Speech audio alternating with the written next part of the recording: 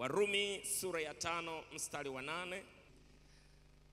Tunasoma Warumi sura 5 mstari wa 8, na ujumbe ninaotaka nikuletee nimeuita kwa jina maarufu ambavyo ndivyo unavyojulikana, maneno 7 ya Yesu msalabani. Maneno 7 ya Yesu msalabani. Inawezekana ulishawahi kusikia, lakini nataka uone ya kwamba Mungu ana upya wa kila wakati anaposema na watu wake. Neno la Mungu ni jipya kila siku, na ninaomba liseme na maisha yako na alikutendee kila ambacho kwa sababu ya hilo Mungu alilituma neno hili. Andiko letu la kuanzia kabla hatujaenda kwenye yale maneno 7 ni Warumi 5 mstari wa 8. Maandiko yanasema, bali Mungu aonesha pendo lake yeye mwenyewe kwetu sisi, kwa kuwa Kristo alikufa kwa ajili yetu tulipokuwa tungali wenye dhambi. Nitarejea. Bali Mungu aonesha pendo lake yeye mwenyewe kwetu sisi, kwa kuwa Kristo alikufa kwa ajili yetu tulipokuwa tungali wenye dhambi. Napoyaona maneno haya, tukio hili la Yesu kufa kwa sababu ya namna Mungu alivyotupenda akamwachilia Yesu kufa kwa ajili yetu, siku ile ambayo Yesu aliutoa uhai wake miaka 2000 iliyopita, ilikuwa siku ya Ijumaa kama ya leo. Na ndio maana mahali pote duniani leo ziko ibada maalum kwa ajili ya kumbukumbu ya kazi ya msalaba na ushindi wa Yesu Kristo juu ya maumivu na mateso ambayo kwa ajili ya hayo aliyapitia, ili mimi na wewe tusipotee milele, ili mlango wa wokovu ufunguliwe kwa wanadamu wote wa kila lugha, taifa na jamaa, ili tupate kumrudia Muumba wetu, na nguvu zote za uonevu na giza na matendo mabaya ambayo shetani ameyafanya katika maisha yetu, Mungu atufanyie nafasi ya uponyaji na uzima wake katika jina la Yesu. Jamani, Bwana Yesu asifiwe. Yesu alizungumza mara 7 akiwa juu ya msalaba, na kwa kila safari moja ya kusema maneno hayo ina maana kubwa sana ya kiroho katika imani. Maneno hayo yanatoa picha ya aina mbili. Ya kwanza, kiwango cha mateso aliyoyapata Yesu hadi kufikia kifo cha msalaba. Wiki hili tulipokuwa na semina, nilikupitisha kwenye mapito mbalimbali kupitia maisha ya Yusufu ya kitafsiri wiki hili la mateso. Lakini jambo la pili ni nguvu ya wokovu mkuu ambao Yesu ameuachilia kwa wanadamu wote kupitia kustahimili yale mateso na kifo cha msalaba. Alikuwa na kila fursa ya kughairi, alikuwa na fursa ya kuamua ya kwamba siwezi kuendelea tena na njia hii ya msalaba, lakini kwa hiari yake mwenyewe na kwa kupenda kwake mwenyewe alijitoa nafsi yake kupitia mateso hayo, ili kwamba tupate wokovu wa milele kupitia Kristo Yesu. Kwa hiyo haya maneno pia yanawakilisha nguvu ya wokovu mkuu ambao Yesu ameuachilia kwa wanadamu wote kupitia kifo na mateso ya msalaba. Na katika simulizi hii ama mapitio haya ya fundisho hili la maneno 7 ya Yesu msalabani, nitafanya uchambuzi wa maandiko ama wasomo kwa kuzungumzia mambo 4 kwenye kila tamko alilolitamka Yesu msalabani. Jambo la kwanza, nitakuonyesha alisema nini au alitamka nini.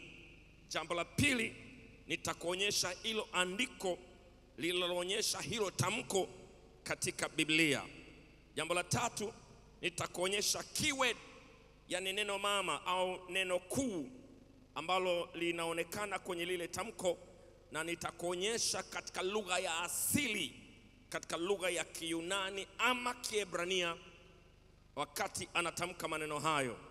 Lakini jambo la 4, nitakuonyesha maana na umuhimu wa lile tamko kiroho. Jamani, Bwana Yesu asifiwe. Na ndio maana kuandaa ujumbe kunataka utulivu na kunataka neema, lakini kunataka shule pia. Yani injili ni kiroho, ni ufunuo, lakini pia ni shule. Jamani, amina. Na utapata nafasi ya kujifunza somo zuri kama wewe unapenda kujifunza. Nataka nikuhakikishie chakula ni kizuri, kimeandaliwa vizuri, na utafurahia ujumbe huu wa leo. Na kwa sababu sitaki nitumie muda mrefu sana kufundisha, nataka baada ya kufundisha ni waruhusu wana praise, tutaingia kwenye wingu la uwepo wa Mungu na tutaogelea kwenye hilo wingu. Katika hilo wingu kuna watu wataona maono ya mafunuo ya Mungu katika jina la Yesu Kristo. Na katika hilo wingu kuna watu watajazwa na nguvu za Roho Mtakatifu kwa mara ya kwanza. Na katika hilo wingu kuna watu watahuishwa tena. Na kwa sababu huu mwendo ni mwendo wenye mapito, ni mwendo wenye maumivu, ni mwendo wenye kustahimili mengi, utatoa nguvu kuendelea na safari. Na katika hilo wingu kuna watu wataponywa kwa miujiza, mambo ambayo wamekuwa yakipita kwenye maisha yao. Watu wanapitia mambo mengi na mengine yanahitaji maingilio ya kimungu. Nataka nikwambie siku ya leo ni siku yako. Usikae mkao wa kusikiliza tu ukaondoka kama ulivyokuja, ukawa unasikia wenzako wakitoa shuhuda. Tumesikia ushuhuda wa baba askofu hapa. Kuna wakati alipata shida ya goti lake na akapata uponyaji, lakini akawa hawezi kukimbia tena, akawa anapanda ngazi kwa shida. Na unaweza ukaona jinsi anavyotabika. Baba, nimeenda kule ofisini kwake, inabidi upande ngazi, ukate kona, upande ngazi, upate kona. Lakini jana hapa Mungu alimtendea jambo. Anasema aliporudi nyumbani akaona maono. Ikaja ndoto mara ya kwanza, akajiona anakimbia. Ikaja ndoto mara ya pili, akajiona anakimbia. Kulipopambazuka akasema, hebu nione kama yale yaliyokuwa yamehubiria ndivyo yalivyo. Nilimuona pale kwenye ngazi na trote mzee wa watu, anasema no pain, no pain, no pain. Nimemuona tena akikimbia hapa akitrota akisema no pain, no pain, no pain. Ikawa hivyo na kwako pia. Ikawa hivyo na kwako pia. Ikawa hivyo na kwako pia. Ikawa hivyo na kwako pia. Sema no pain. Sema no pain. Amen. Hebu tuende tukafanya uchambuzi sasa yale maneno 7 ambayo Bwana Yesu aliyasema pale msalabani. Andiko la kwanza linapatikana katika Luka sura 23 mstari wa 34. Luka sura 23 mstari wa 34 anasema nini? Neno la kwanza alilolisema alipofungua kinywa chake akiwa juu ya msalaba, akasema, Baba, uwasamehe kwa kuwa hawajui walitendalo. Baba, uwasamehe kwa kuwa hawajui walitendalo. Ukiangalia sehemu ya pili ya andiko hilo, wale jamaa wako bize wanagawana nguo. Yani hata hawaelewi walichokifanya, wala hawaelewi kile ambacho Yesu anasema. Na Yesu anasema hapa, Baba, uwasamehe kwa kuwa hawajui wala yatendayo. Maneno haya maana yake nini? Maneno haya Yesu aliyasema kama dua, aliyasema kama ombi. Yesu aliomba msamaha kwa wale waliomtesa, akisema hawajui wanachokifanya. Hii ilikuwa dua, haya yalikuwa ni maombi mazito ya Yesu Kristo kwa Mungu Baba yake, ili msamaha uachiliwe kwa waliokuwa wakitekeleza mateso hayo na mauaji hayo. Kwa upande mmoja aliwaombea msamaha watesi wake, wauaji waliokuwa wako mbele yake, walioshiriki, waliopanga na waliotekeleza, wote aliwaombea msamaha, akasema wasihesabiwe hatia hii.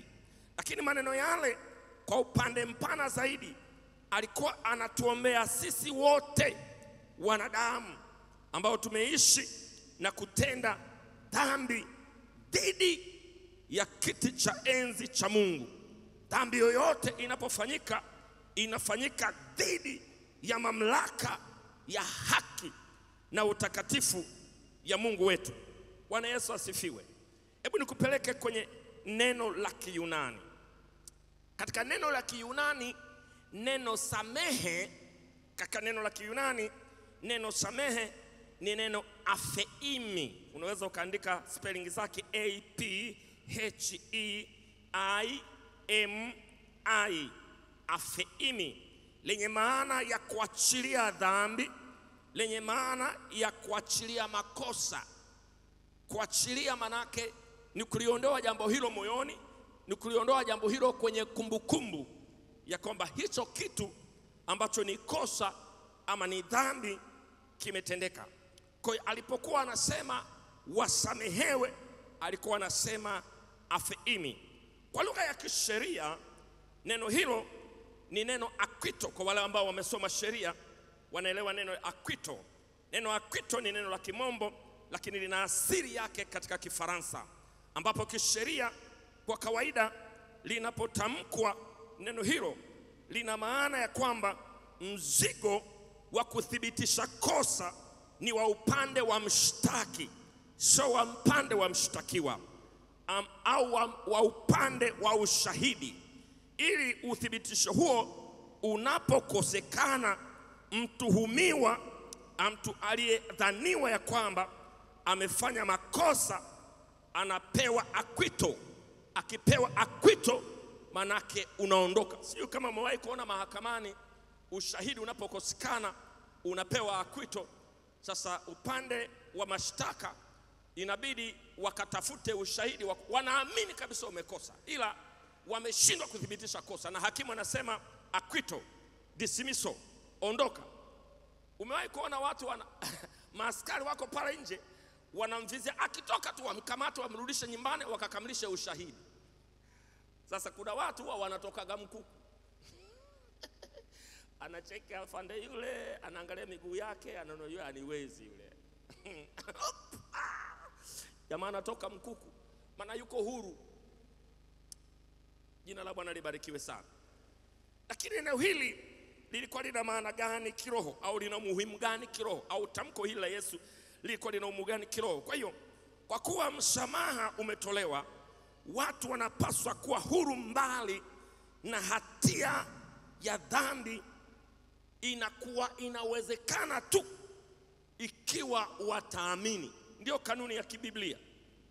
Msamaha umetolewa, lakini mtu anaweza kabakia na hatia ikiwa hakuamini kazi ya msalaba wa Yesu Kristo ambao umemwacha kila mtenda dhambi huru. Maneno haya ya Yesu msalabani yanaonyesha upendo wa Yesu kwa adui zake, na pia yanafundisha waamini kuhusu nguvu ya msamaha hata katika maumivu au katikati ya maumivu. Tunaona Yesu anaonyesha upendo na neema kwa wale waliomtesa, akituonyesha mfano wa kweli wa kusamehe. Nataka nikwambie mtumishi wa Mungu, Yesu ameachilia msamaha. Yesu amesamehe. Na kama mtu anaendelea kuishi katika dhambi, ni kwa sababu amekataa kuamini. Katika Wakolosai sura ya 2 mstari wa 13 na mstari wa 14, maandiko yanasema, na ninyi mlipokuwa mmekufa kwa sababu ya makosa yenu na kutokutahiriwa kwa mwili wenu, aliwafanya hai pamoja naye, akiisha kutusamehe makosa yote, akiisha kuifuta ile hati iliyoandikwa ya kutushitaki kwa hukumu zake, iliyokuwa na uadui kwetu, akaiondoa isiwepo tena, akaigongomolea msalabani. Kwa lugha nyingine nataka kusema hati ya mashtaka ilikuwepo, lakini kwa nini haionekani? Lakini kwa nini haisomeki hatia yako? Ni kwa sababu Yesu aliposema acquittal, Yesu aliposema apheimi, Yesu aliposema wasamehewe, pale msalabani hati ilifutwa. Hakuna kitu kimebakia pale. Unaonekana uko huru, unaonekana umesamehewa. Nguvu ya dhambi inaendelea kutenda kazi kwenye maisha ya mtu, ni kwa sababu amekataa kuamini. Wako watu wanasema wameokoka kwenye vinywa vyao, lakini maisha yao na matendo yao yanathibitisha ya kwamba ile hati kwenye maisha yao ingawa imefutwa, hawajaamini. Wana Ukristo wa mdomoni na wa Ukristo wa jina. Wewe tembelea Facebook za watu, tembelea kule kwenye Instagram, uone maneno yanayoendelea. Angalia magrupu ambayo watu hawa wamejiunga, angalia maneno yanayotoka kwenye vinywa vyao, angalia matendo yao. Unajua, naipenda injili ya Yesu Kristo. Alipokuwa kwenye Luka sura ya 15, anasema kuna kwa aina 3 za kupotevu. Akatoa mfano wa mwana kondoo, alafu akatoa mfano wa shilingi, alafu akatoa mfano ilikuwa mfano wa mwana kondoo aliyepotelea machungani, alafu akatoa mfano wa pili wa shilingi iliyopotelea ndani, alafu akatoa mfano wa 3 wa mwana mpotevu. Ni aina 3 za kupotea. Sina muda wa kwenda kwenye kina kwenye theolojia za mifano hiyo ya upotevu. Ngoja nikueleze mfano wa shilingi iliyopotea. Mfano ule wa shilingi iliyopotea, Biblia inasema yule mama alipoteza shilingi. Haikupotelea machungani, haikupotelea sokoni, haikupotelea mbali, ilipotelea ndani nyumbani. Kuna watu wamepotea huku bado wanasali. Kuna watu wamepotea huku wanaimba kwaya. Kuna watu wamepotea huku wanahubiri. Kuna watu wamepotea huku wanafanya huduma. Nataka nikwambie, Yesu akasema kila aina ya upotevu inamhitaji Mwokozi. Hata shilingi zilizopotelea ndani zinahitaji kutafutwa. Ikibidi kupindua meza, ikibidi kupindua magodoro, ikibidi kuhamisha vitanda mpaka shilingi ipatikane. Ni kitu kibaya. Tunakwenda mitaani, tunahubiri watu wanaokoka, lakini kuna watu makanisani hawajaokoka. Yesu akawaonya Wayahudi akasema, waangalieni makahaba wanawatangulia kwenye ufalme. Waangalieni majambazi wanawatangulia kwenye ufalme. Angalieni watu walioko nje wanawatangulia kwenye ufalme. Na nyinyi mliokusudiwa, mnaosikia, mliojiliwa na neno la wokovu, mmekataa shauri yenu. Ninapozungumza msamaha, unamtu kila mtu anayepumua. Ninapozungumza msamaha, nazungumza kila mtu aliye hai. Ninapozungumza msamaha, nazungumza kila mtu aliyopo ndani ya kanisa na aliyoko nje ya kanisa. Mungu anataka watu wote wasamehewe. Mwamini Kristo, atabadilisha maisha yako. Atang'oa kiu ya umalaya, atang'oa kiu ya ulevi, atang'oa kiu ya pornography, atang'oa kiu ya uongo, atang'oa kiu ya uchafu. Utafanyika kiumbe kipya. Maandiko yanasema hata imekuwa mtu akiingia ndani ya Yesu Kristo anaweza kuithibitisha ile akwito iliyofanyika, ile afim iliyofanyika. Kuna mtu anamhitaji Yesu asubuhi ya leo na yuko kanisani. Siku moja nilikuwa nahubiri mahali, nikaona viongozi wa kiroho wanalalamika. Wanasema huyu ameshaokoka tayari, huyu usimuongoze sala ya toba. Unayajua maisha yake? Unaujua moyo wake? Unajua Mungu amesema nini na maisha yake? Nilikwenda mahali kuhubiri, nikasema kama kuna mtu ana jambo gumu anataka tuzungumze, njoo tuzungumze. Akaja kijana mmoja wa chuo kikuu, amekuwepo kanisani kwa miaka mingi.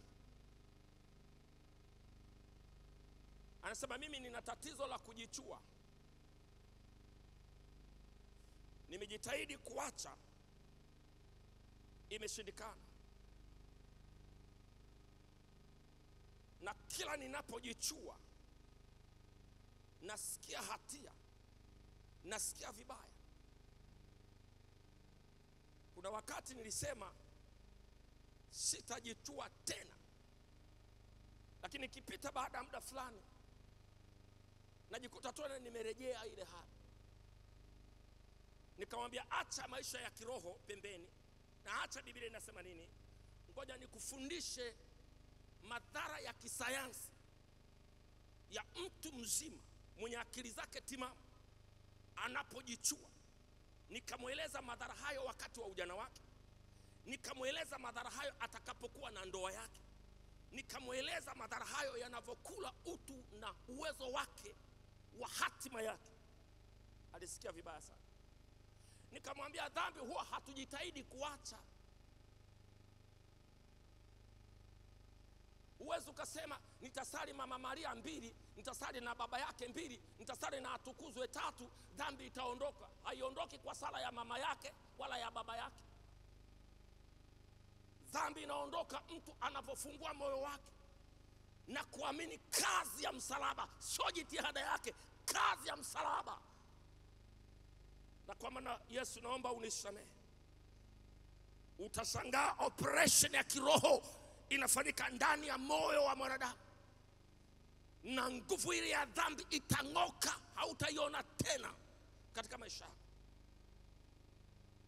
Hakuna kitu kibaya kama kusali maisha yako yote, alafu Yesu anaporudi unabaki, kwa sababu ulikuwa unadhani kuokoka sio kudhani kuokoka, ni lazima uwe unajua ya kwamba umeokoka.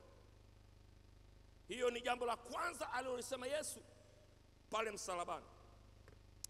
Jambo la pili alilosema Yesu msalabani liko katika Yohana 19 mstari wa 26 mpaka 27.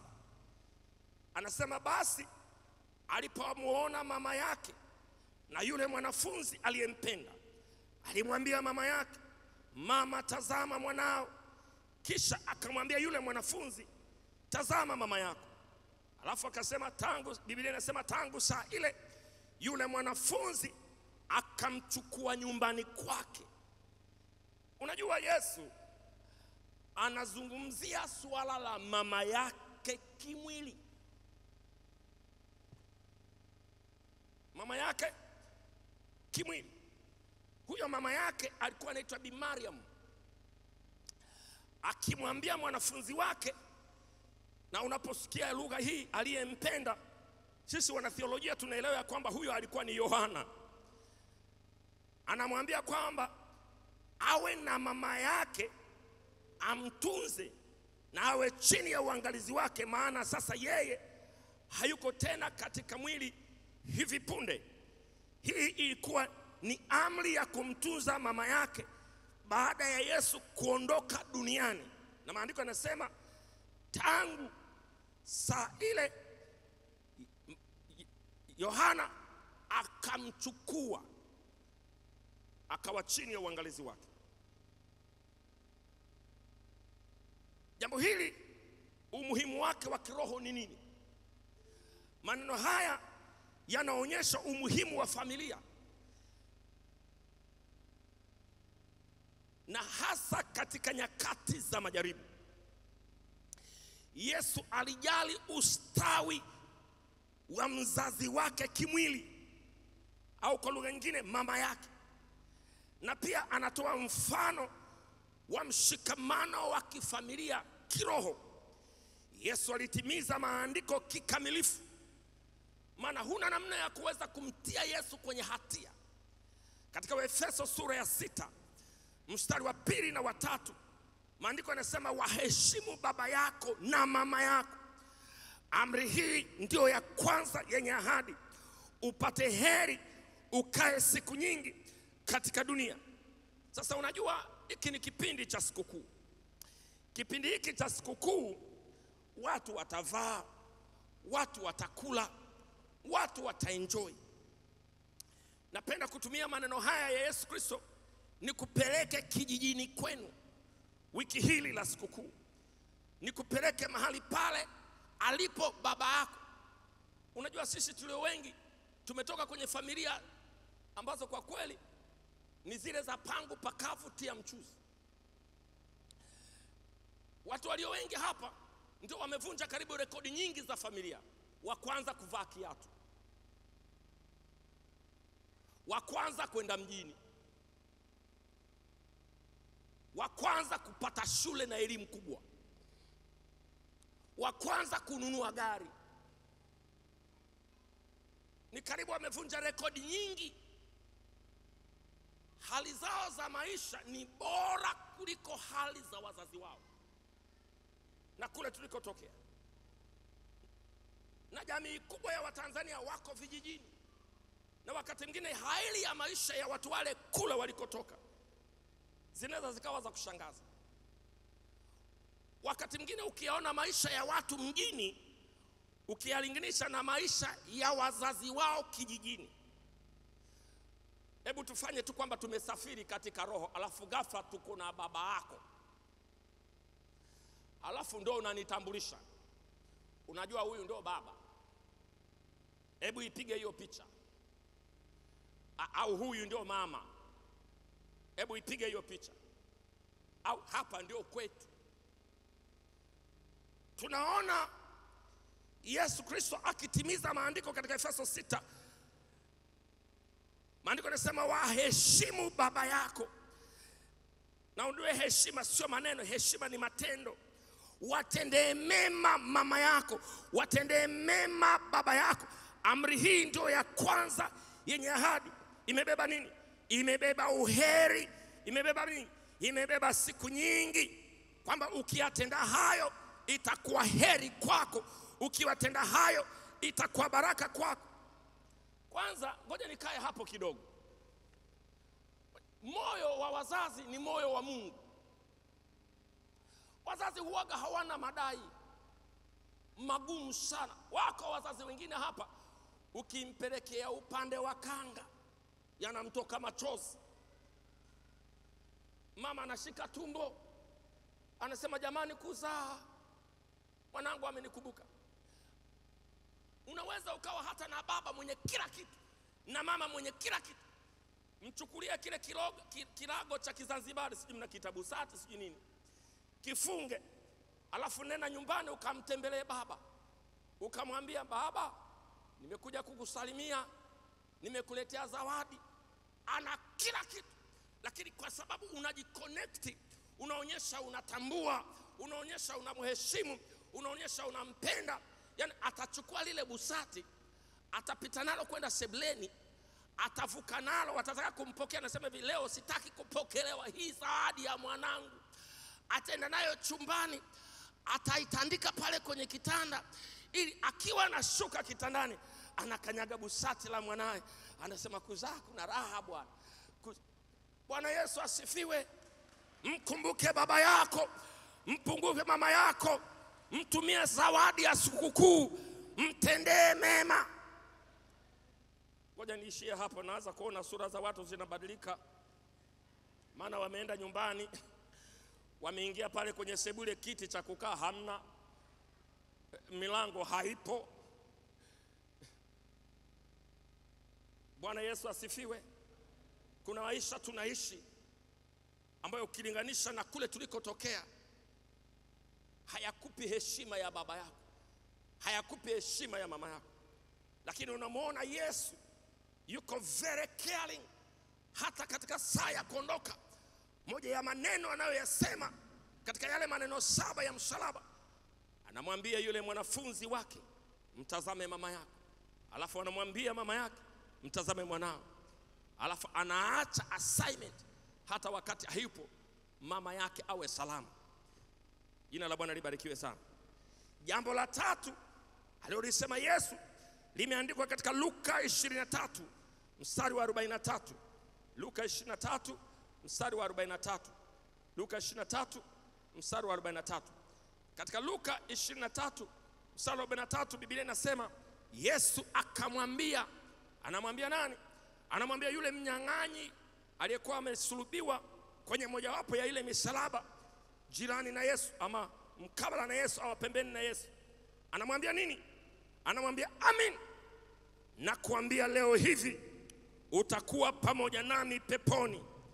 Utakuwa wapi? Pamoja nami peponi. Anamwambia nani? Anamwambia muuaji, anamwambia jambazi, anamwambia lile jitu katili. Sasa ngoja nikueleze maana ya maneno haya ya Yesu aliyoyasema.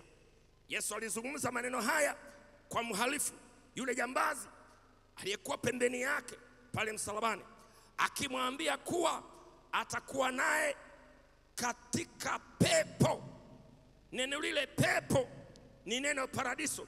Hii ilikuwa ahadi ya wokovu kwa yule mhalifu ambaye alijuta kwa maisha yake na matendo yake, na akachagua kumwamini Yesu hata katika dakika za lala salama.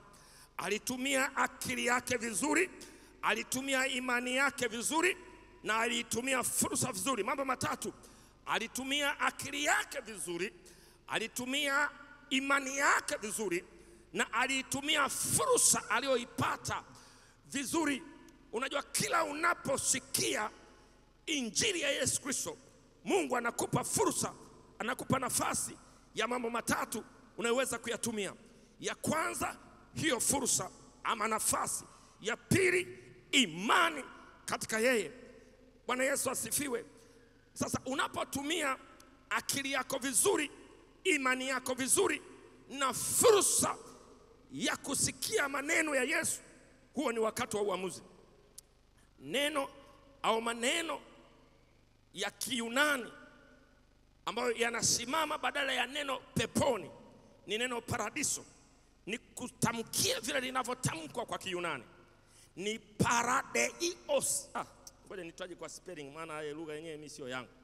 P A R A D E I S O S. Hilo ndo neno paradeisos ambalo tumelitohoa tukapata neno paradiso, ambalo pia ndio lina tafsiri ya neno peponi. Akamwambia utakuwa nami leo peponi. Hili neno paradiso lina maana gani?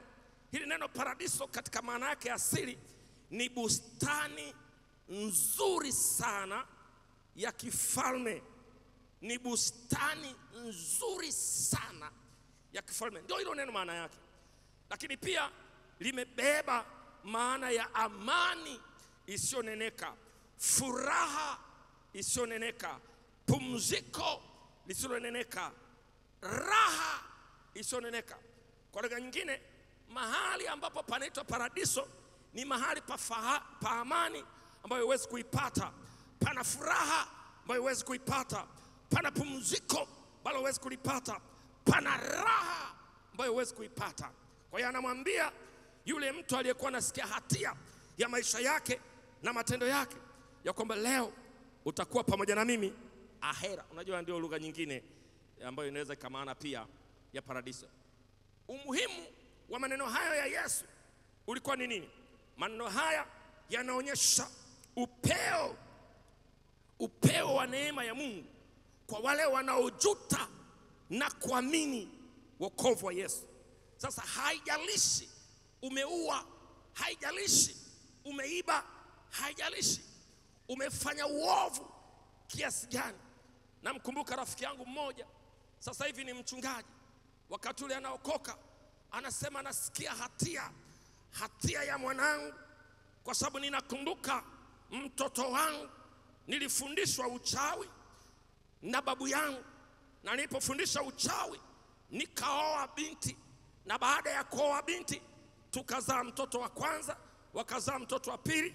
Sikumbuki kama aliendelea kuzaa baada ya hapo, lakini anasema wakati fulani ile roho ya kichawi ilipokuwa inafanya kazi ndani yangu, nikamchukua mwanangu, nikamtoa sadaka kwa mizimu, nikamfanya msukule, na baada ya kumfanya msukule wakamwacha kwenye chumba fulani mahali fulani kule kwa babu kijijini. Amekutana na Yesu, ananiambia mimi nasikia maumivu kwa sababu najua mpaka chumba nilichomweka mwanangu, sisi tulikuwa tunakula nyama za watu. Kuna namna ya kichawi, ukipiga fimbo namna hii, maiti inainuka kutoka kwenye kaburi inakuja juu. Alafu akawa ananiambia haisee, mwanadamu ana mafuta. Tumekula. Unajua kuna mtu anaweza kukusimulia mambo ya maneno yake mpaka ukamwambia ngoja nifike haja kidogo, anafikiri utarudi, kumbe ndio ushaondoka. Maana anakuambia mambo mpaka nywele zinasisimka namna hii, nywele zinasimama.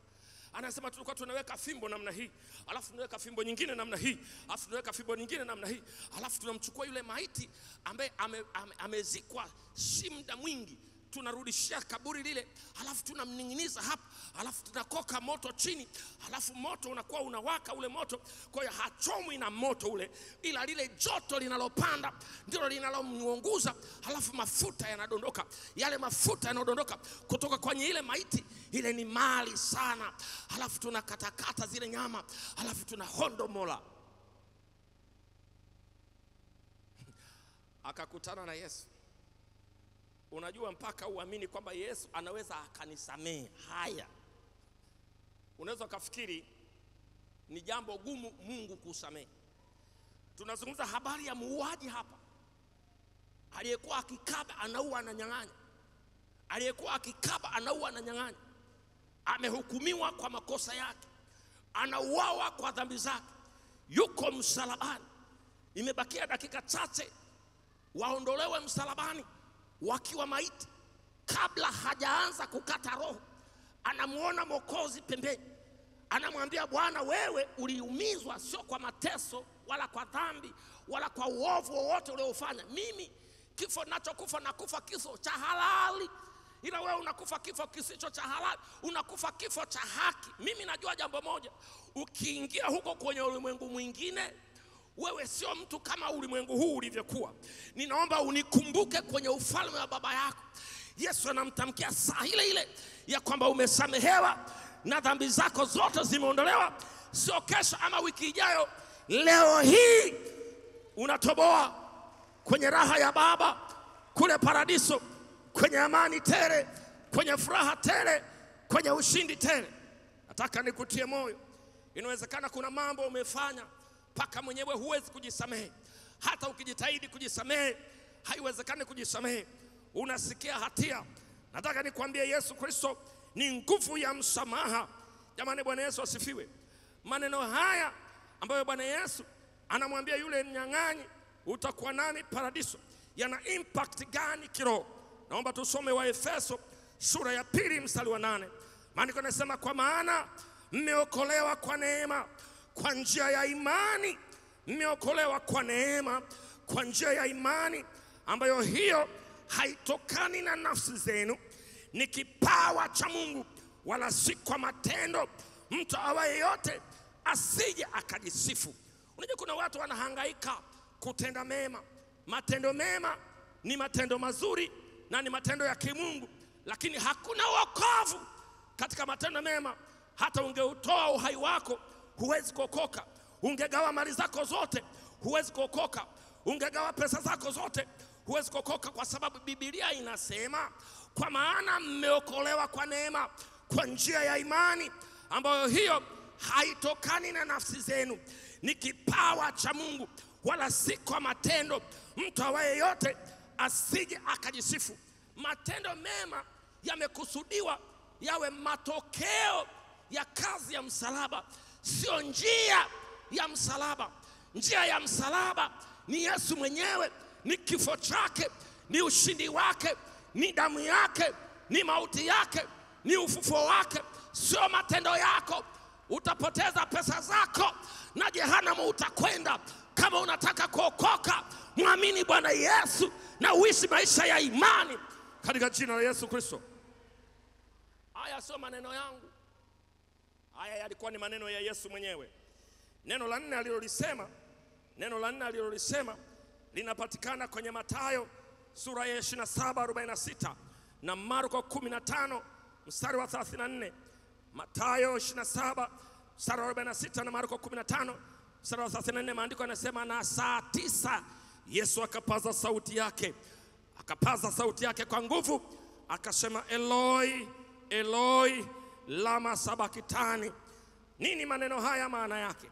Maneno haya ni usemi wa huzuni na kilio kile ambacho kilitoka kwa Yesu alipomuita baba yake kwa maneno ya Kiebrania akisema, Eloi Eloi.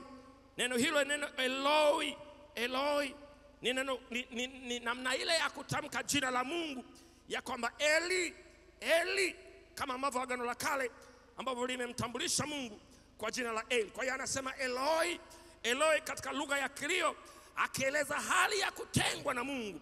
Yesu aliwakilisha dhambi za dunia na aliweza kuzihisi, aliweza kuzibeba katika mwili wake alipokuwa ananing'inizwa pale msalabani.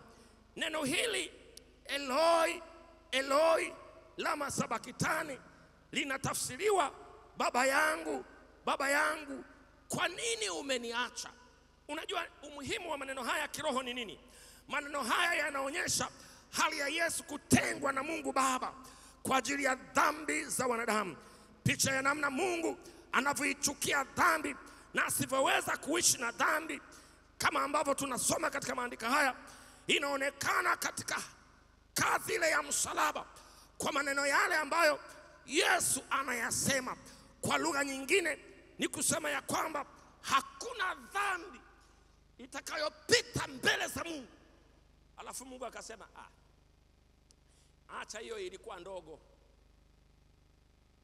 Hata hivyo hiyo ilikuwa ya bahati mbaya. Mimi kuna wakati nasemaga hivi, ni afadhali uamini Mungu yupo na utakutana naye kuliko ukasema Mungu hayupo alafu ukaenda ukamkuta. Afadhali uamini Yesu ni Mwokozi na ukiamini utaokolewa, badala ya kung'ang'ania dini yako na vitabu vyako ukasema Yesu sio Mwokozi. Alikuwa mwana wa seremala, kwanza alikuwa mwizi ambao wewe ongezea maneno tu, lakini kuna siku utamkuta. Alafu utamkuta ameketi kwenye kiti cha hukumu, kiti cha mamlaka. Huyu Yohana ambaye tumezungumza habari zake anatudokeza kwenye Ufunuo, anasema nalikuwa katika roho nikafunuliwa, nikamwona Yesu. Anazungumza macho yake ni kama mwali wa moto, anazungumza ile hali ya utukufu, yani alishindwa kustahimili mbele ya utukufu wa Yesu. Biblia inasema hivi, akaanguka akawa kama marehemu. Yesu akamgusa akamwambia, inuka uyaseme na uyaandike haya yote uliyoyaona na kuyasikia, kwa sababu mimi ni Alfa na Omega. Nilikuwa nimekufa na sasa niko hai, nilikuwa marehemu na sasa ninaishi. Mimi ni mfalme wa wafalme katika jina la Yesu. Jamani, Bwana Yesu asifiwe.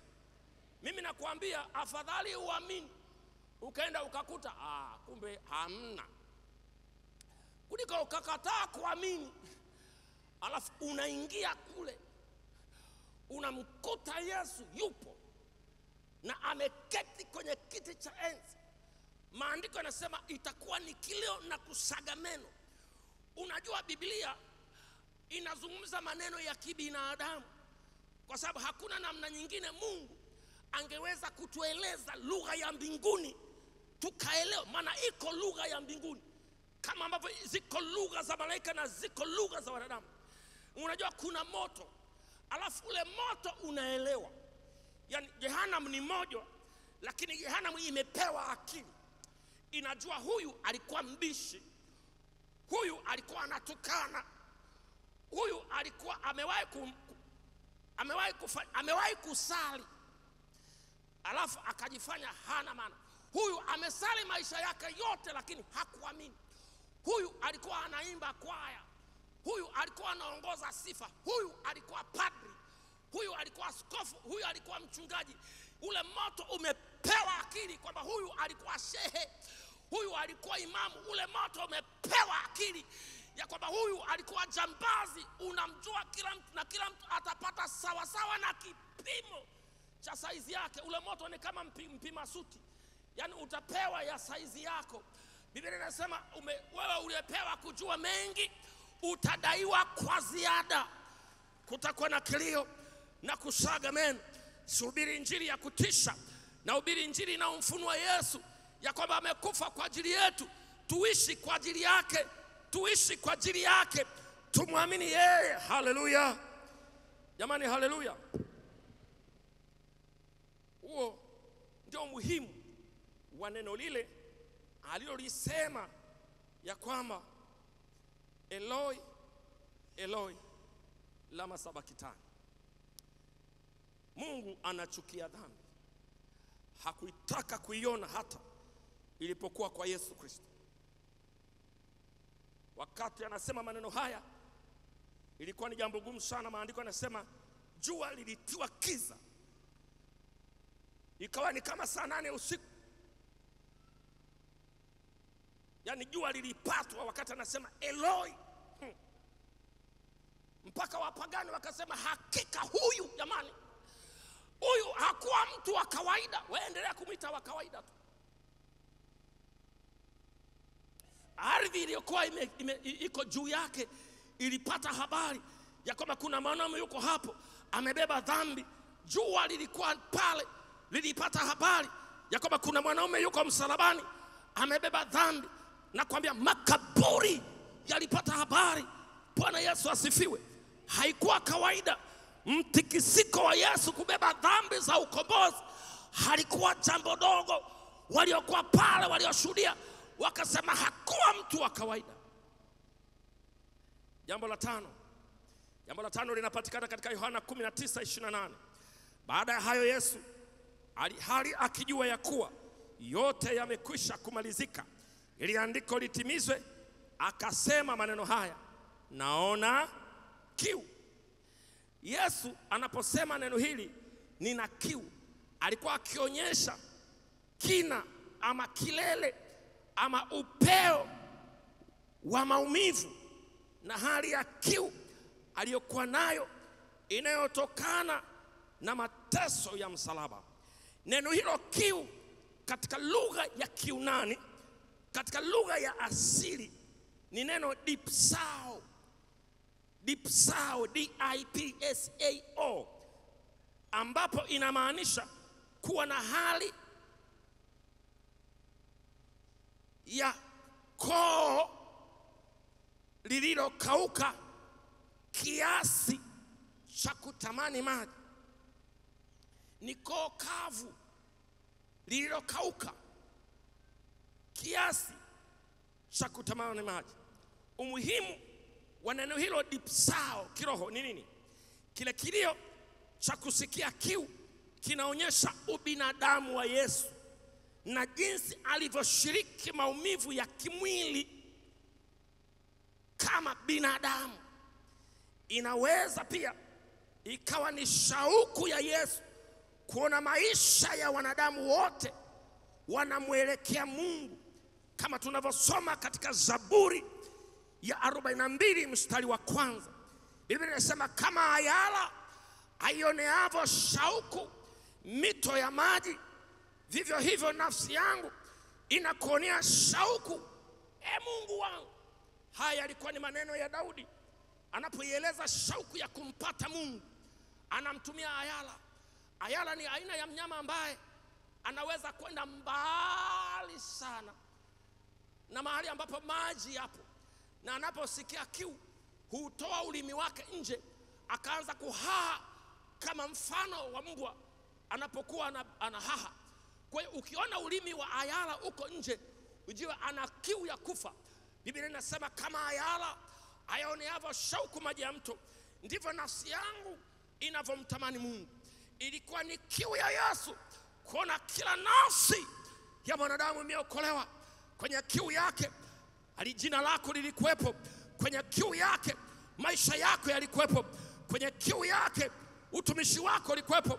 Anakuonea shauku, anatamani mbingu zitembee na wewe, mbingu ziwe sehemu ya maisha yako. Mungu Baba awe baba yako, awe mtetezi wako. Na mshukuru Mungu kwa kazi ya msalaba. Maana leo ninayo nafasi ya kumwambia Baba, wewe ni baba yangu. Anasema ikiwa nyie mlio waovu, mlio na mapungufu, mnaweza kuwapa watoto wenu vipawa vyema, mnaweza kuwapa nguo, mnaweza kuwapa mavazi, mnaweza kuwapa chakula, mnaweza kuwapa vitu vilivyo vya mwilini, jinsi zaidi sana Baba yangu wa mbinguni atawapa nguvu ya Roho Mtakatifu. Na wakati tunapomalizia ujumbe huu, tutaiona shauka Yesu Kristo inapomwachilia Roho wake juu ya maisha yetu, iko nguvu itaingia kwenye maisha yako. Nakumbuka wakati fulani nikiwa nachunga lile kanisa la Mbweni, kuna binti mmoja wakati wa maombezi ya nguvu za Roho Mtakatifu, alipojazwa na nguvu za Roho Mtakatifu, alipofika nyumbani akipiga magoti, anasikia bubujiko, machozi yanamtoka, anasikia raha. Wanamuuliza, kwani unaumia? Anasema hapana, ninasikia vizuri. Akaona maswali yamezidi, akaamua kunyamaza. Sasa unajua mkiamka asubuhi inabidi msalimiane. Wakimsalimia, habari za asubuhi, ananena kwa lugha morabasaya katarabu. Ikawa hawezi kuzungumza tena kwa lugha yake asili, amejaa nguvu, amejaa Roho. Biblia inasema mtapokea nguvu akisha kwa ajili ya juu yenu Roho Mtakatifu, nanyi mtafanyika mashahidi wa Injili. Bwana Yesu asifiwe.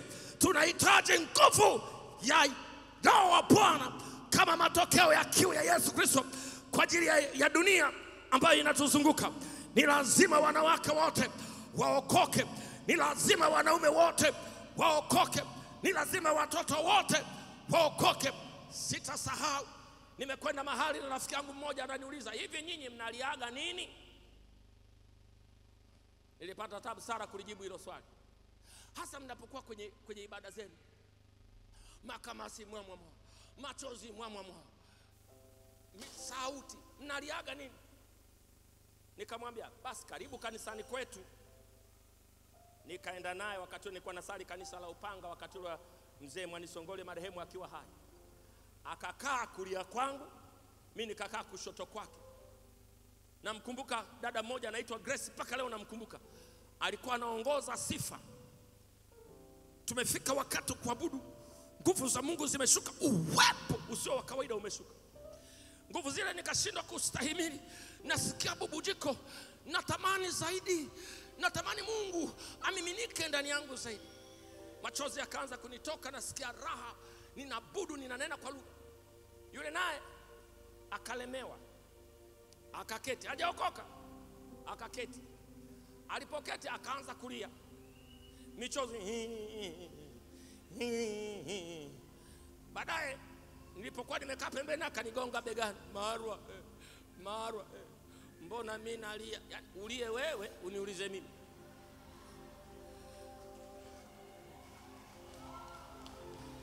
Yuko Yesu mahali hapa atakujaza. Yuko Yesu mahali hapa atakuponya. Yuko Yesu mahali hapa atakupa raha, atakupa raha.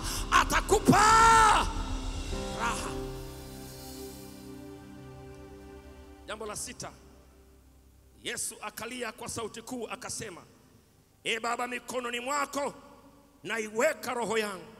Imeandikwa katika Luka 23 mstari wa 46.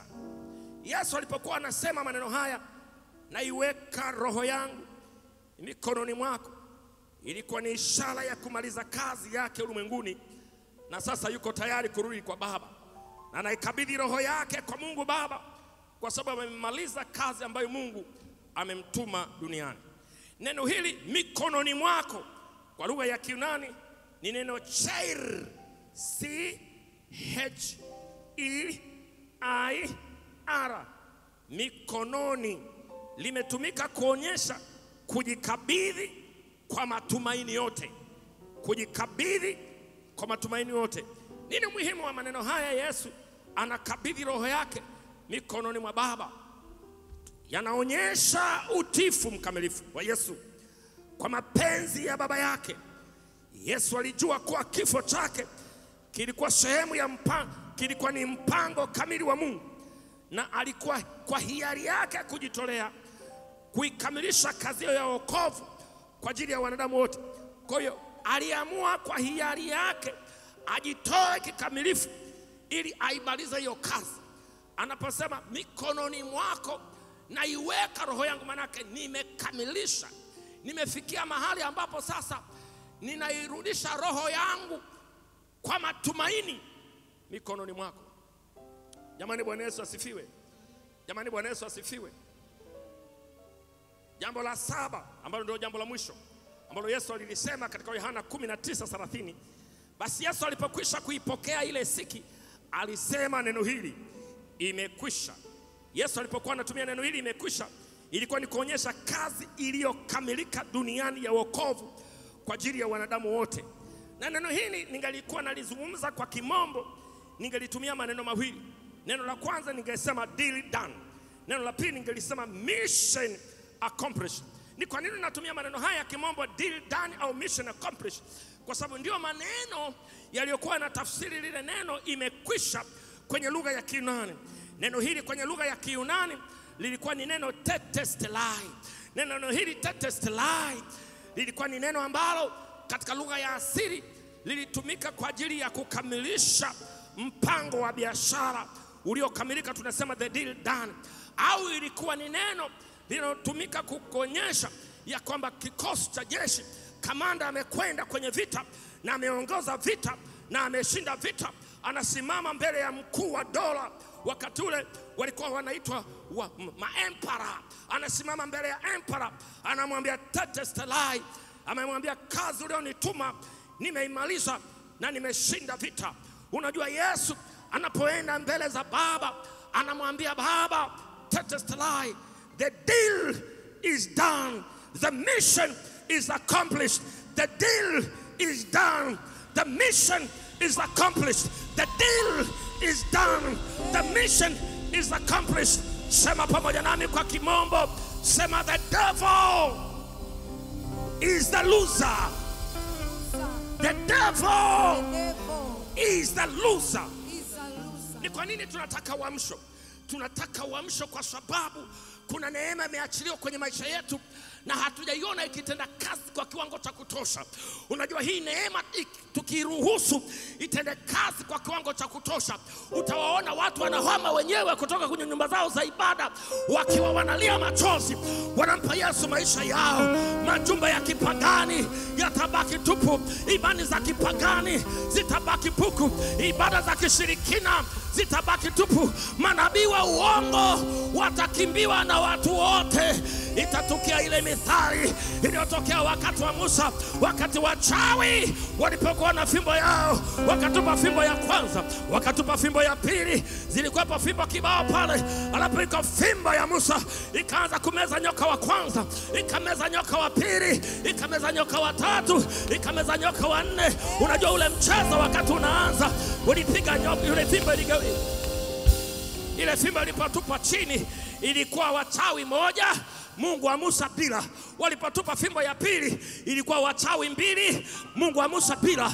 Ilipotupa fimbo ya tano ilikuwa magoli la 5 kwa Mungu bila.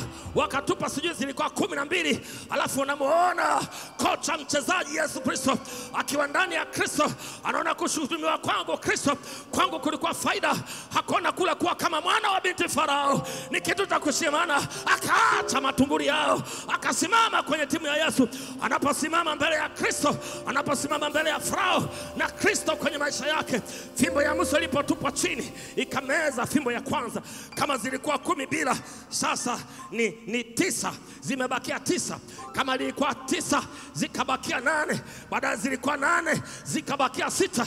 Tunarudisha mabao, zilibakia 6 zikabakia 5, zilibakia 5 zikabakia 4, zilibakia fimbo 4 zikabakia 3, zimebakia fimbo 3 zikabakia fimbo 2. Baada ya fimbo 2 ikapigwa moja hiyo. Sasa ni bila bila, sasa ni bila bila.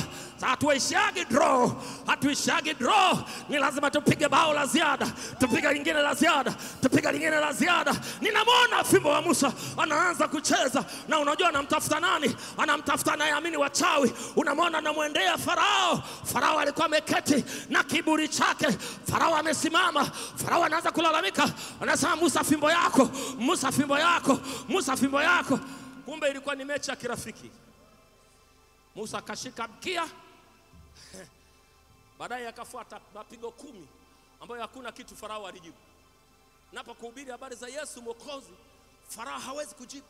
Ana uwezo wa kuponya, ana uwezo wa kuokoa, na nguvu yake iko mahali hapa.